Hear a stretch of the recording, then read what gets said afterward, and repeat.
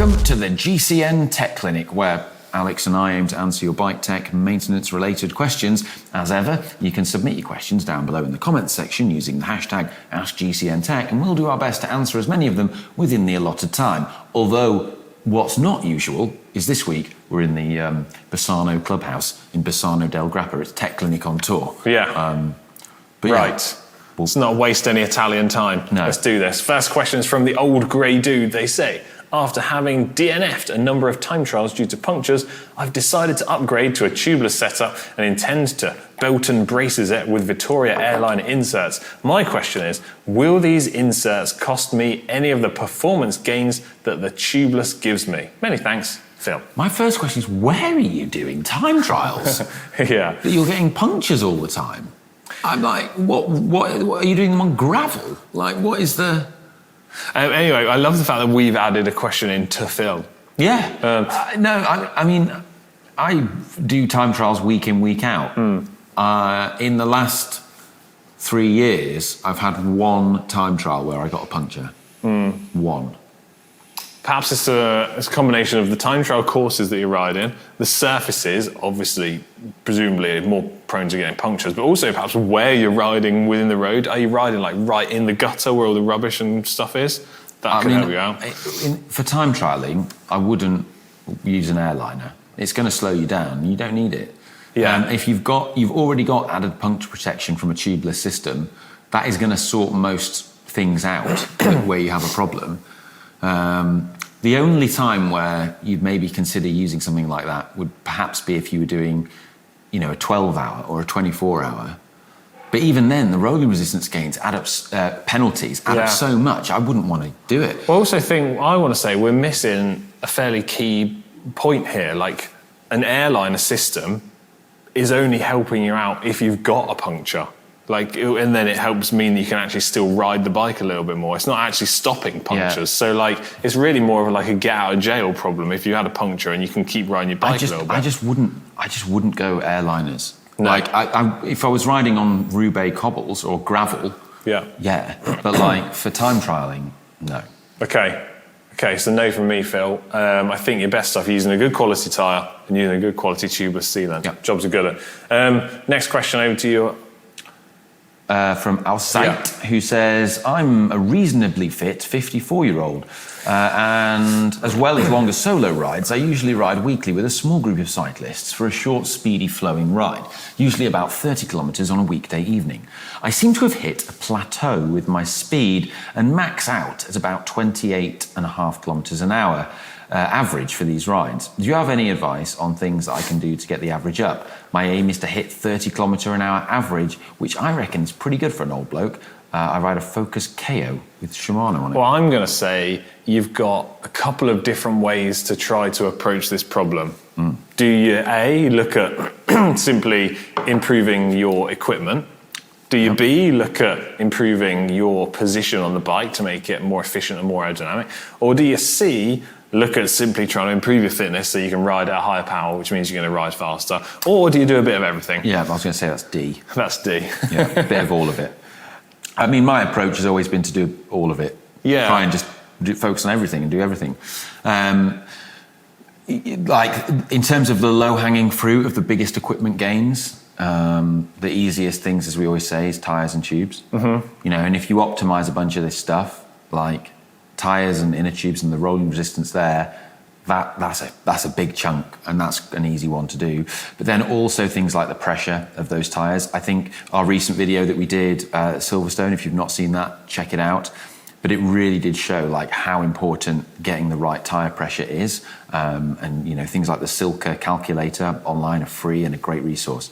So make sure you're ticking all those boxes first. Yeah. And then, as always, the biggest thing is aero, which is position and clothing. Or even down to the basis of just bending your elbows more and being more mindful, getting your head tucked down and things like that. It's all free and you haven't really got to invest any time and extra money. Just do that, think about it, and it's going to help you go faster. Yeah, and the other thing is it might be counterintuitive with how you ride the course. If you're doing the same route each time and you're trying to up your average speed on that route, then there's a certain thing to be said for pacing apps like my Windsock. that allow you to actually see where power matters most in order to do the fastest time possible.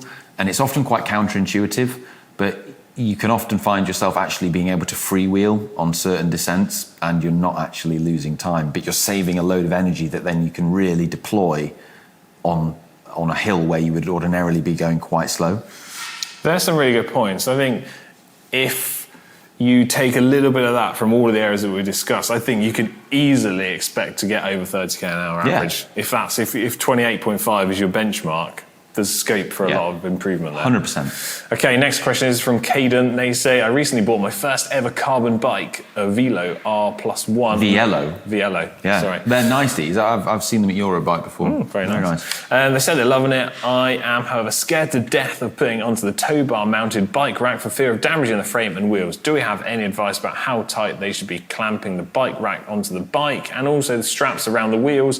They've got carbon frame protectors on the wrap, but I'm still very worried. Thanks for the vids. Yeah. I mean, the wheels are generally all right. Yeah. When you put those little ratchet straps over wheels, they're generally fine. I'm more concerned on certain bike racks where you do clamp them via the frame. Yeah.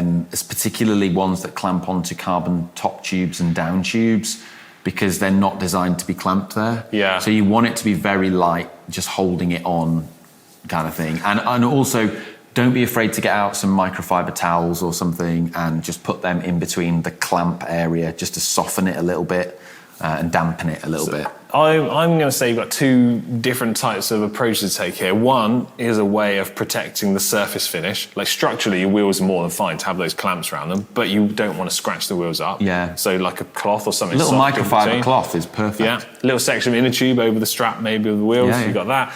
But also there's different types of clamping systems out there, like you said. Some that clamp really tight onto the frame, but there's also they're ones to avoid with a carbon fiber bike. But there's ones which will softly clamp onto the frame, but then like lock into place so it can't possibly come open with like soft grip jaws. That's the kind of type that you should be getting. Yeah, and or ones that you clamp through axles into. Yeah, are really good.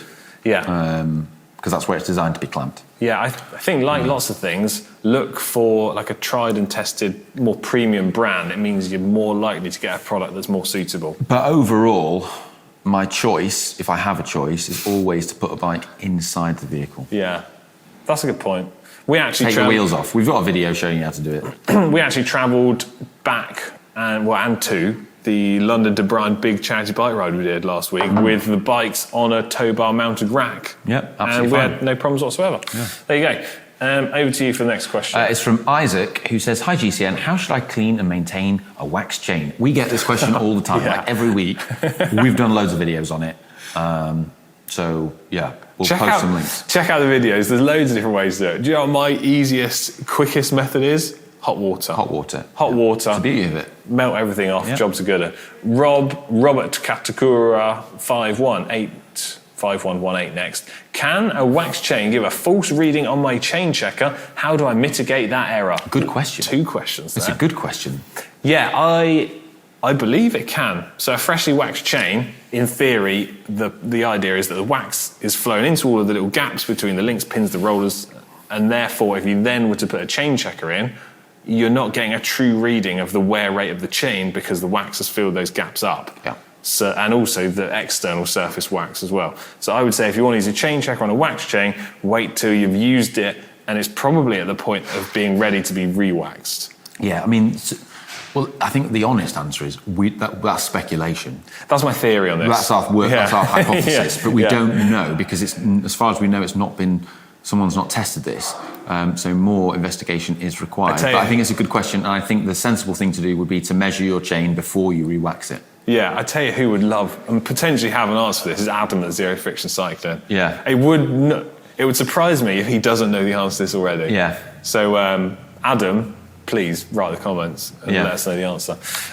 Right, next question is from Razor Jill. Oh yeah. Who says, "I'd love to see a ride/review/part 4 on the Neo Retro Build Pinarello, maybe even comparing it to a modern bike." Wow, funny you should say that. Funny you should say that. Whilst we're out here, Do you know what? Bassano del Grappa. What would be a good place would be here. In Italy. It's almost like we're sat here and the bike is literally less than 50 metres away from me. Watch this space and make sure you subscribe if you haven't already so that you don't miss that. Fantastic. Right. Travis Evans, 7502. Can I use a Dura-ace chain on a GRX drivetrain? I've tried and it seems to want to climb the cassette when in the smallest rear cog, especially when pedalling backwards. It only jumps when the smallest cog under heavy load when standing on the pedals, climbing hills. Well, in theory, you should be able to use that no problem whatsoever. All of the Shimano ecosystem is pretty much cross-compatible. Yeah, it is. And a really important point to make is there is no specific GRX chain.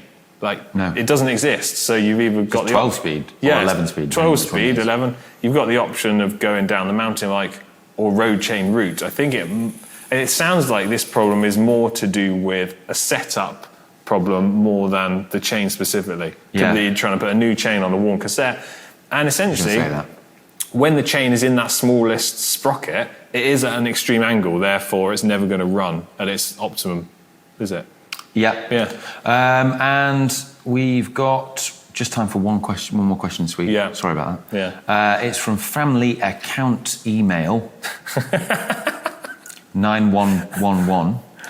Should I have my lugless steel 30-year-old frame inspected? Yes. I think that would be good. Yeah, I think so. Why not? Puts your mind at rest and you know it's safe. I think it should be... I mean, they do corrode over time. That's a fact. Yeah. Yeah. I think it should be more along the case of your normal bike maintenance routine. Now and again, inspect your frame, check that there's no sort of damage, corrosion, look at the paint. Take your time, take stuff apart, grease it, clean it all up, stop corrosion, job's a good one. Yeah. Okay, there you go. Right, that is it for this week's GCN Tech Clinic. I say it every week. Sorry if we haven't got to your question. Be persistent, put it in the comments section down below, and we'll probably get to it next week. Right, we're out there. See ya. Love you, bye.